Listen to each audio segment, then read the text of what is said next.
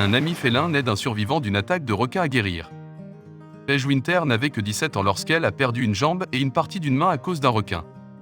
Malgré tout ce qu'elle a traversé, cette adolescente inspirante reste une défenseur des requins et, avec les conseils de professionnels, prend des mesures courageuses pour surmonter ses peurs.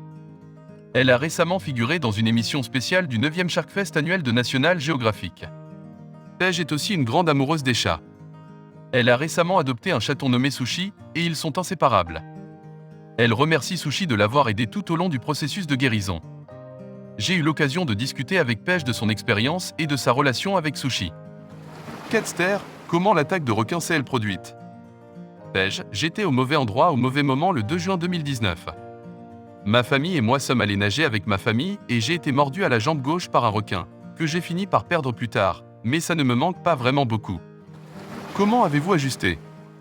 Je le fais bien. Je peux marcher et faire toutes sortes de choses par moi-même. Je viens d'avoir un travail, mon permis de conduire, et je suis sur le point de commencer mon 2e semestre à l'université en cosmétologie. Avez-vous des conseils à donner aux autres survivants d'attaques de requins ou d'autres animaux? Pas spécifiquement pour les survivants d'attaques d'animaux, mais sérieusement, ne vous en faites pas pour avoir lutté. La récupération n'est pas linéaire et il faut du temps pour s'améliorer. Comment c'était de faire l'émission pour Nat Geo?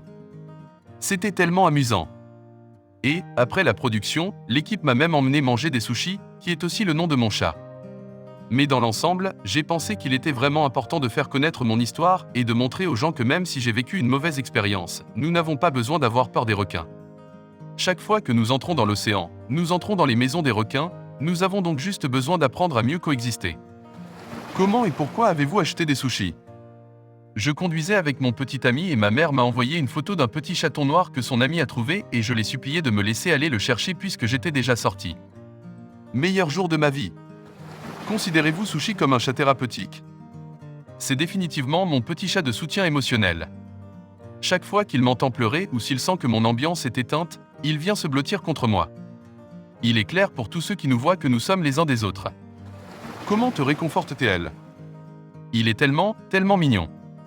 Il adore se blottir et jouer avec ses chiens, et c'est un chat relativement petit, il ressemble donc à un chaton permanent.